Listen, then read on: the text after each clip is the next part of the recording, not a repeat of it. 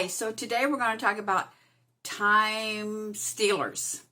And as you can pretty well tell already, I'm a kind of bottom line oriented, results oriented coach, speaker. So I'm going to share some quick tips with you on how to deal with those people who steal your time. And what's really amazing is there's two types, the people that ask and then the people that don't ask. I don't know if you know this or not, but did you know that if you're busy doing something and someone interrupts you, it takes you 22 minutes to refocus at the level you were at before the interruption. That's a lot of time to lose, isn't it? So let's talk about those people who ask permission. You know, they come in and go, "Hey, Sheryl, you got a minute?" Now, you and I both know they're going to take more than a minute. So the response would be, I've got 7. You never tell somebody I'll give you 5 minutes, because in America, 5 minutes has no value at all. When somebody asks for 5 minutes, you know it's going to take 5, 15, 20, maybe 30 minutes. So if you say, well, I've got 7 or I've got 8, that tells the person, wow, she's serious. She manages her time well. And typically the response is, well, it's going to take more than 8 minutes. Great. So now you know what you do? You do what we call umbrella living. And there's more examples of that on the podcast, Get a Life podcast. But umbrella living is doing 2 things under one umbrella of time.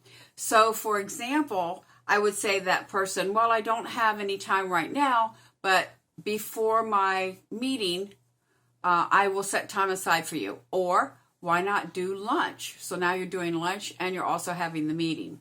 When I do a meetup in my home, I often will schedule private one-on-one meetings before that meeting because they're going to drive there anyway. So let's take that time instead of having them take away from the rest of the members of the group. So that's how you deal with people who ask. You respond, I've got 7, I've got 8. And if they're going to take more than 7 or 8, then schedule a time where you can meet with them either while you're doing something else, like lunch, or at another time when you've got that open space. One thing I do for time management is I always book 30 minutes before and 30 minutes after a meeting because I know that I'm going to be out of the office that entire time, and that gives me the opportunity to talk to individuals before or after the meeting without having to rush them or rushing myself. All right, what about the people who don't ask? You know, they just sort of like walk into your office. They see you on the phone. Kids are really good at this. Or you're working on a project and they don't care. They just walk right in. So what do you do with those people? The first thing you do is you give them a hand signal. Okay, not that kind of hand signal, this kind of hand signal. Because what that is telling them is, hey, I see you. A lot of times people will walk in talking because they think you didn't see them. Of course you saw them. You're aware. But unless you give them a hand signal, hey, I see you, then that lets them know that, yes, I see you. Now when they sit down and they start talking to you, and usually they don't stop. They're talking from the minute they walk in the room to the minute they sit down. And they don't ask permission. They're just starting to talk. You can give them a few minutes.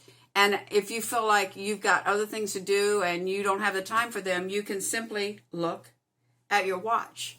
That is great body language, letting them know you're taking up my time. I have places to go. I have things to do. Now, if they don't get that message and they're still talking, then get up and go somewhere. Yes! Leave the office if you have to. I actually had one person in my audience say, Sheryl, this guy almost followed me into the ladies' restroom. Okay, that's serious. We don't want that to happen. But I also have a client who can only manage the individual by getting up out of their seat, walking to their car and getting in their car and leaving. The person just keeps on talking. Now, obviously, those people who interrupt don't understand the 22 rule, that you're losing 22 minutes. And so whenever there's a problem with communication, and there is in all the industries that I work with, the number one reason is lack of communication. So it's really great when you can communicate to someone that I'm busy and I cannot be bothered right now. I went to a podcasting meeting. It was great. And I picked up this little thing. Let me go get it.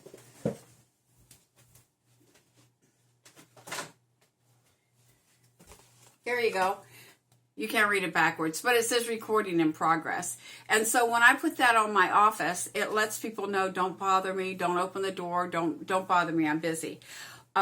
If you will go over and listen to the podcast, Get a Life Balance, you'll hear some other great tips on umbrella living and nibbling living and how people who work at home still have the opportunity to work at home and not be dragged by time stealers who are thinking, you're not doing anything anyway, you're at home, right? You're in the office, so you can help me with this, I can interrupt you with that. So pick up these tips, listen there for more, but I hope this helped you today with how to deal with two time stealers, the ones who ask permission and the ones that don't. Leave a comment, subscribe. Thank you so much.